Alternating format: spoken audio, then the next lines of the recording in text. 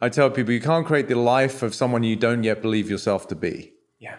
Right. So again, this is one of my quotes that I use in my book, right? So it's like recognizing that if you're wanting to create a certain life externally, then if you don't emulate that internally in the way that you view yourself and the way that you speak about yourself, the way that you behave, then you're, to use the English expression, you're pissing into the wind, right? It's not going to work because you're going against the grain of how you're fundamentally conditioned. I'll use a sports analogy because I think, I work with a lot of professional athletes and it's a beautiful metaphor for life. So I was hired by a very successful basketball player here. And he was struggling from the free throw. Like when one of the players gets fouled, you go to the free throw, it's a relatively easy shot. The league average is 75%. So when a guy is fouled, he goes to the free throw line, usually makes the 1-pointer, 7, 8 times out of 10. This guy's average was 35%. So, it wasn't even close to average. It was half the average. And you can imagine he was, losing sleep. It was affecting his personal relationships at home because of the stress. Crowds were starting to boo. And here's somebody who's getting paid millions of dollars.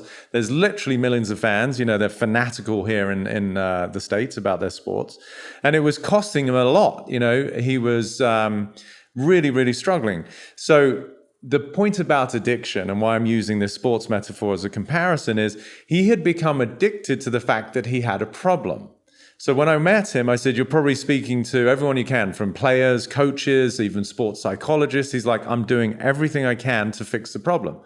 I said, and therein lies one of your biggest obstacles, because you keep reinforcing the belief that you've got a problem. Do you remember the movie Men in Black with Will Smith, and they waved the black wand after they'd seen the aliens to wipe their memory? So I said to the guy, I said, if you had no memory, where's your problem?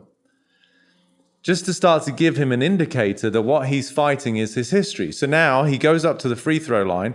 He isn't even focused on what he's trying to accomplish, which is make the basket. He is trying to avoid his history of hurt, trauma. I'm not a big fan of the word trauma, but past failings or disappointments where we got upset.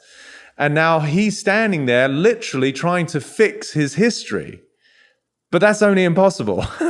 So, I played with a guy, as you can probably imagine. I'm coming from a lot of love and compassion. He's doing the best he can. It's affecting him dramatically. But I said, once he got to see it, I used a metaphor. You're like driving a car, but the way you're driving the car is you're looking in the rearview mirror. So all you're seeing is what's behind you. And then you wonder why you keep running into shit. Yeah. Right? So anyway, then I said to him, what if I told you that for the rest of the season, you shot league average? Let's just be, we'll be conservative. You shot 75% instead of 35, 37. His shoulders dropped. He had the biggest smile on his face. This guy's huge. He's like, 7 foot something. And he's like, that would feel amazing. I said, what I just presented to you is a future that is as real as the one you're concerned about.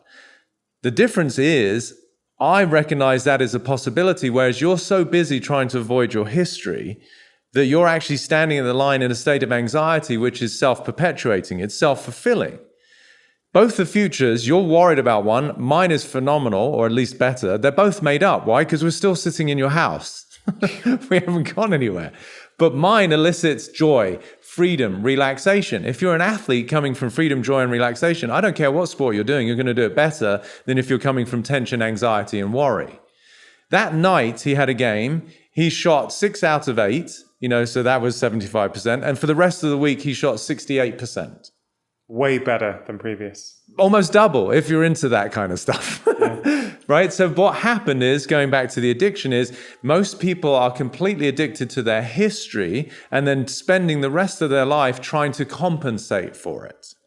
Versus, what are you committed to? What's the future you're stepping into out of pure creation versus reaction? And it's a distinction I make. Most people are reactive versus creative. Let's wake up and find so much more joy and freedom for ourselves and come from a place where we're creating an extraordinary future that we're working towards versus trying to fix a history behind us, which we can't do anything about anyway. Yeah. 2 totally different worlds to live in.